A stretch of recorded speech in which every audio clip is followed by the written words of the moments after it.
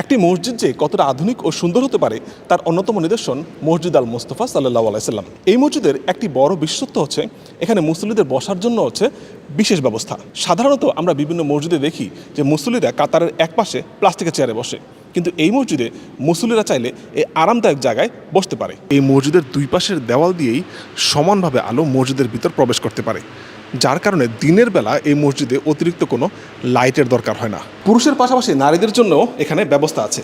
আমি নারীদের যে নামাজ পড়ার জায়গা সেটা আপনাদের দেখাচ্ছি, যদিও এটি এখনও নির্মাণাধীন অবস্থা আছে, কিন্তু বিশাল জায়গা, এটা শুধুমাত্র নারীদের নামাজ পড়ার জন্যে।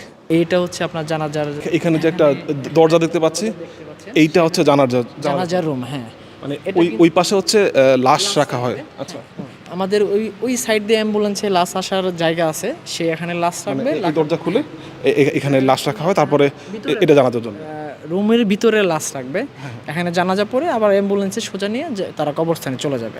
এই বক্সগুলো কিসের জন্য মূলত? বক্সগুলো মূলত হচ্ছে আমি যখন নামাজে যাব সেক্ষেত্রে আমার মোবাইল, মানি ব্যাগ, আদার্স কোনো ফাইল থাকতে পারে, সেক্ষেত্রে আমরা কি করব, সে নামাজে দাঁড়ানোর আগে আমরা মোবাইলটা এইভাবে রেখে দিলাম, নামাজ শেষ, বাস আমরা আবার নিয়ে চলে আসলাম। দোতলা এবং তিনতলার মুসল্লিরাও ইমাম সাহেবকে সরাসরি দেখতে পারবে।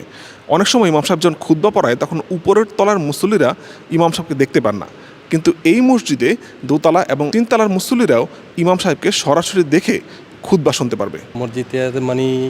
মসজিদটা কি বলবো, আমি বলার ভাষা খুঁজে পাই না, এত সুন্দর লাগছে, একটা ভেস্তেখানার মতো। বাংলাদেশের মধ্যে সবচেয়ে বড় মসজিদ আমার মনে হয় এটা। নিচতলা থেকে আপনি দোতলা, তিনতলা, চারতলা যেখানেই যান না কেন, এখানে তো লিফটের ব্যবস্থা আছে এবং পাশাপাশি চলন্ত সিঁড়ির ব্যবস্থা আছে।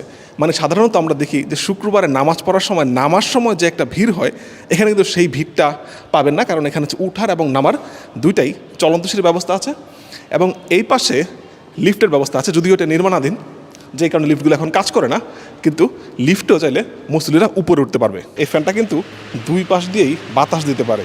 মানে অনেক সময় দেখা যায় যে এক পাশে বাতাস আসলে অন্য পাশে মুসল্লিরা বাতাস পায় না, কিন্তু এইটার দুই পাশেই বাতাস দেওয়ার ব্যবস্থা আছে। পুরুষদের ওয়াশরুম বা অজু করার জায়গা, এটি হচ্ছে শুধুমাত্র পুরুষদের, নারীদের জন্য আলাদা অজু করার জায়গা আছে।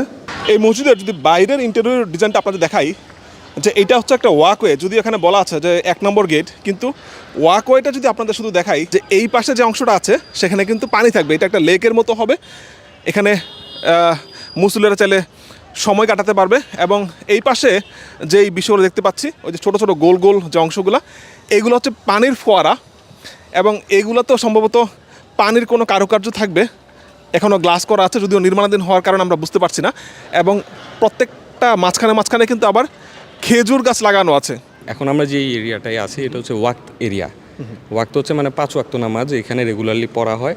দিনের বেলায় অ্যাটলিস্ট যেন যত এনার্জি কস্ট সেভ করা যায়, রেগুলার লাইটেই যেন, ন্যাচারাল লাইটের জন্য কাভার করে, যে জন্য ফুল গ্লাস বেস, সেটার পার্সপেক্টিভেই এইখানেও দুই সাইডে গ্লাস দেওয়া হয়েছে এবং ফুল হাইটে আর কি। এখান দিয়ে হচ্ছে গাড়ি পার্ক করার ব্যবস্থা আছে এবং ভিতরের যে অংশ, এখানে আমি যদি একটি পার্কিং এরিয়া আপনাদের দেখাই, যে বিশাল পার্কিং এরিয়া, পুরো অংশটাই কিন্তু এখানে তো গাড়ি পার্ক করার জন্য রাখা হয়েছে। মসজিদের যে গম্বুজটি আছে সেই গম্বুজটি ভিতর থেকে কেমন দেখায় সেই দৃশ্য আপনাদের দেখাচ্ছি। এটি হচ্ছে একদম নিচতলা থেকে উপরের গম্বুজ পর্যন্ত, উপরে একটি ঝাড়বাতি দেওয়া আছে, যদিও মসজিদটি নির্মাণাধীন হবার কারণে ঝাড়বাতিটি এখন আবদ্ধ আছে, তবে কয়েকদিন পরে হয়তো খুলে দিবে। কিন্তু একদম 3তলা, 4তলা, 5তলা পর্যন্ত নিচ থেকে ঠিক এভাবে দেখা যায়। এখানে প্রত্যেক ওয়াক্তের নামাজের সময়সূচি দেওয়া আছে, ফজর, জোহর, আসর, মাগরিব, এশা, প্রত্যেক ওয়াক্তের নামাজ দেখতে পাচ্ছি এবং ঠিক এই পাশে সূর্য কখন উঠে, সানরাইজ এবং সানসেট, সেটা দেওয়া আছে এবং নিচে ইংরেজি এবং হিজরি সনের যে তারিখ, মাস, সেটাও এখানে উল্লেখ করা আছে। মসজিদটির নাম মসজিদ আল মুস্তফা। ইউআইইউ ক্যাম্পাসের ঠিক পাশে এই মসজিদটি অনেকটা কাবা শরীফের আদলে নির্মাণ করা হয়েছে। পাশে রয়েছে সুউচ্চ মিনার, যদিও মিনারটি এখনও নির্মাণাধীন, তবে বাইরে থেকে এর ডিজাইন যদি খেয়াল করি তাহলে দেখা যাবে যে অনেকটাই কাবা শরীফের ডিজাইন অনুকরণ করে এই মসজিদটি নির্মাণ করা হচ্ছে।